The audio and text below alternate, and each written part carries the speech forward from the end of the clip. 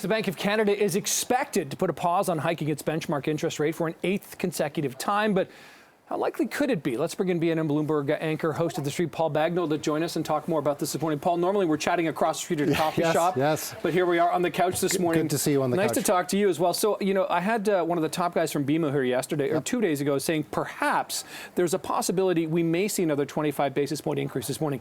Is that what you're hearing from the people you're speaking to over at BNN? When we speak to people, they're expecting no hike today. Now, anything is possible. The bank has shocked people before by doing something that's out of line with expectations. But what's expected today, Nick, is no interest rate increase, but perhaps some language in the announcement which signals the bank is willing to raise further later this year to bring inflation down. Just the background to this is that in January, the bank said we're willing to pause the next time we would make an announcement. That next time is today.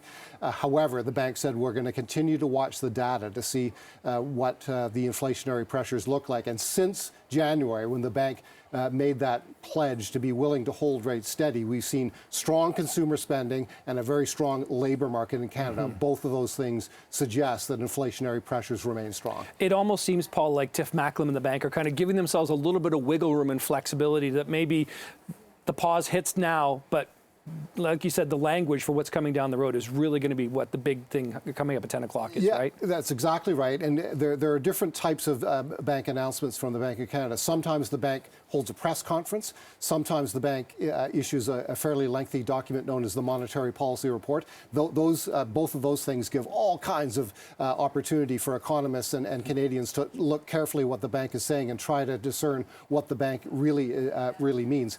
Today, we're just going to get a simple one-page announcement from the Bank of Canada, press release, and so it will be very closely scrutinized for any hints in the language that suggests the bank is willing to continue to hold rates steady or move higher. We don't want to speculate, but it would seem, if they're just issuing effectively a one-page press release, that likely they are holding and standing pat, because if they raised rates, you would think Tiff Macklem would sort of be there answering the questions about why that's happening. I mean, again, we can't presume, but that's the indication, isn't it? Certainly the broad expectation in the market, including the fixed income market here in Canada, is that the bank holds steady today. However, the market is also now pricing in an 80% chance that the next time the bank makes an announcement that it will raise rates. And that's a reversal from what we've seen in the recent past, that those calculations by the fixed income market, they've quite recently have swung to an increase in rates the next time around. That is really interesting with all the different economic pressures. Okay, Paul Bagnell from BNN Bloomberg, always great to chat. Thanks so much. Nick.